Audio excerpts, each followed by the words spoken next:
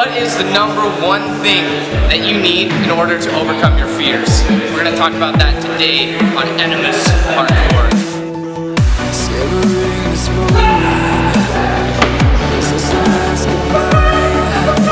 So the first thing that you need to start with is your vision.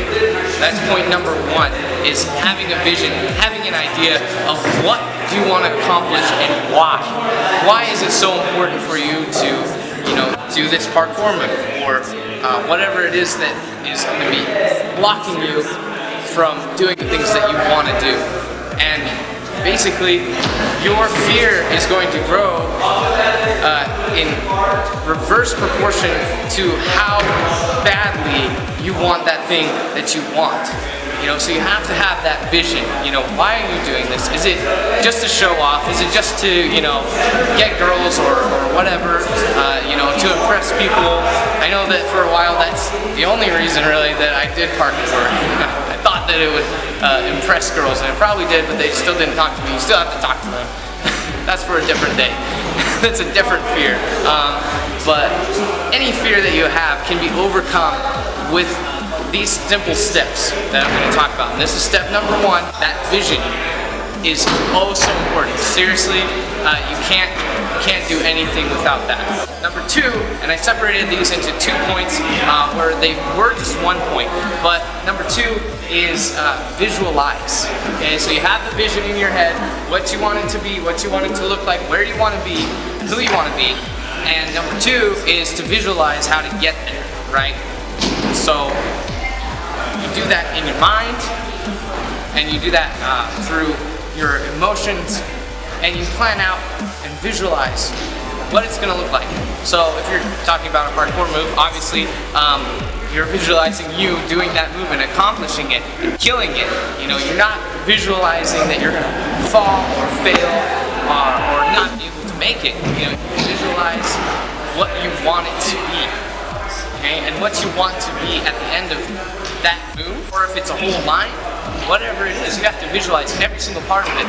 And what I like to do is I kind of meditate almost before I do, especially like a line in like a competition or something like that. And I'll think about every muscle that is involved in every movement and kind of like phantom flex it, flex it with my mind and say like this is where this muscle is going to come in, and I'm going to push with the power in my glutes and my hamstrings to be able to get the lift that I need and get the right body position and all that. And obviously you have to practice a lot, and that's actually point number 3, practice. You've always heard practice makes perfect. Well, I had a coach that said perfect practice makes perfect. Which doesn't mean that every time that you do it, it's going to be perfect, but the way that you practice has to be perfect.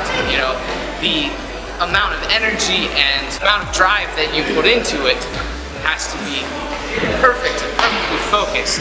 And one of the best things to overcome fear is just to face it, to practice it in a safer environment. So, you can use a foam pit, you can use pads, and you can throw the trick kind of in a way that you know that you can land and be safe and not even land on your feet. Practice landing on your back, practice landing in awkward positions so that you can get used to the idea of falling, because you're gonna fall and you have to accept that. You have to own that fear and say, there's a reason for it. The danger there could be real, but the fear of something that may or may not happen is not. So you have to keep that in mind. And then practice, and don't try anything that you have come nowhere near doing. Today I'm doing a Kong gainer, and I've been doing Kongs for a really long time, and I've done Kong gainer into foam pits and things like that with pads and everything.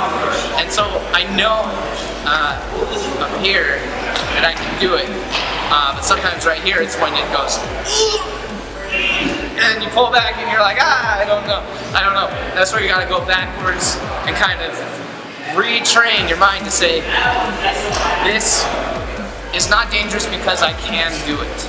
I can do it. And that's point number 4, which is your belief has to be solid and grounded in that you can do it. You have to believe really, really hard that you can do it. And I think that that's a really huge point, is that some of us don't believe in ourselves enough. And some of that comes from practice and being able to overcome, smaller fears. Start with the smaller fears and you conquer them, and then you work your way up. And then that belief becomes stronger inside of you. Hey, if you really believe that what you're doing is important and that you can do it, then you have to commit to that idea. You have to commit. There's this point where you run up to an obstacle where it's the point of no return, is what I call it, the point of no return.